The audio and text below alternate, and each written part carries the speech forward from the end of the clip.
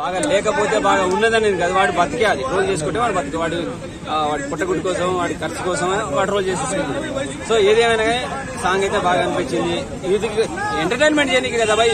Mahesh Babu dance చూసినావు కదా? చూలే నువ్వు మరి ఇప్పటివరకు ఎవరు మన శ్రీలీల మంచి డాన్సర్ అని అంటున్నారు. మరి ఆమెతో పాటు మంచి ఎగురుతున్నాడు. మహేష్ బాబు వయసు ఆడ కనబడుతున్నా బాయ్. నీకు 50 అంటున్నా. 50 ఇంకా 50 తగలే బాబు.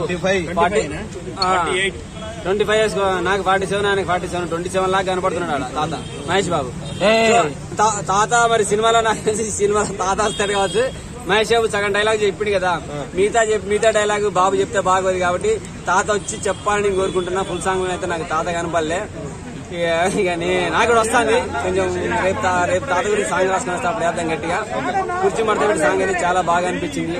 రాజమండ్రి డైలాగ్స్ రాజమండ్రి వాడుచుకొని వచ్చినాయి. స్టార్టింగ్ లిరిక్స్ గుర్తెట్టుకో అంటున్నా. ట్రైలర్ లో కూడా ఉన్నాయి. చాలా బాగా అనిపించింది. నాకు తెలిసి సంక్రాంతి పండగకి అది ఎవరు ప్రకాష్ రాజ్ ఏదో డైలాగ్ ఉన్నట్టుంది. ప్రతి సంక్రాంతికి అల్లుళ్ళు వస్తారు, ఈ సంక్రాంతికి మొగుడు వచ్చాడని. సంక్రాంతికి బాగా మొగుడే కూర్చుంటాడు కావచ్చు.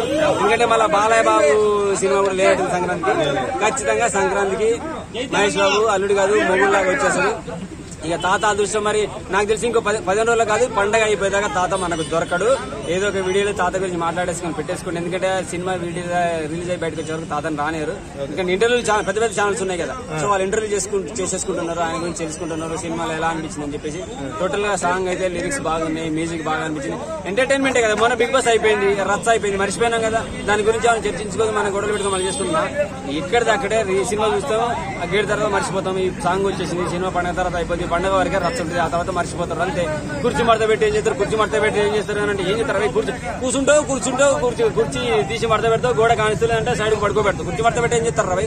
రా మరి ఏం చేస్తారు? ఏం చేస్తారు?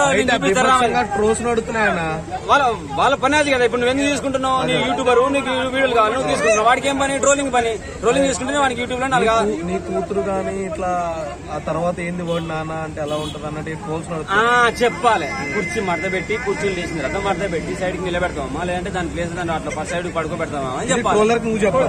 అదే చెప్తున్నా, నువ్వు వారికి పంపించు. ట్రోల్కే చెప్తున్నా. కుర్చీ మడత పెట్టి తీసి పక్క పెడతారా? లేదు ఇంకా ఏం చేస్తారు అనుకుంటారా? కుర్చీ మడత పెట్టి నేనే మేడం మీకు బీక్తారా? మరి నా దగ్గర కృష్ణ పార్క్ అని రెగ్యులర్ వస్తున్నా. ఎవ్రీ 3-4 o'clock తర్వాత 7 వరకు ఉంటున్నా. రా మరి వచ్చి చూపిస్తాను నీకు. రియల్ గా ఏం చూపించాను నేను కూడా చూపిస్తా. తాత పోయిన తర్వాత కుర్చీ చేసుకొని నేనే కూర్చుంటా. ఓకేనా? ఇది మాత్రం క్లియర్ బై. తాత లేవగానే ఆ సీట్ లో ఖర్చు వేసేది నేనే. తాతకి వర్క్ కల్పిస్తున్నావు ఓవరాల్ గా. తాతకు మనం తాత ఎక్కడ మనం ఎక్కడ? తాతకు మెరిసింది నాకు మెరిసింది. నేను తాత అంత ఎక్స్పీరియన్స్ కాదు. తాత ఏజ్ వేరు, ఆయన గుర్తింపు వేరు, ఆయన లెక్క వేరు, ఆయన ఎక్స్పీరియన్స్ వేరు. తాతకు పోటీ మనం కాదు. తాత రాకుండా మానే హ్యాపీగా ఉన్నారా బై, నేను ఇంటిగానే ఉంటా అంటా. అప్పుడు ఆడ ఖర్చు వేసుకొని కూర్చుంటా నేను. ఓకేనా? టోలర్స్ అంటారా? వస్తే రమ్మను. కుర్చీ మడత పెట్టి ఏం చేయాలా? మెడల్ మీకు పీకాలనా ఇంకేమైనా చేయాలన్నా? తాత కుర్చీ వాడతారా?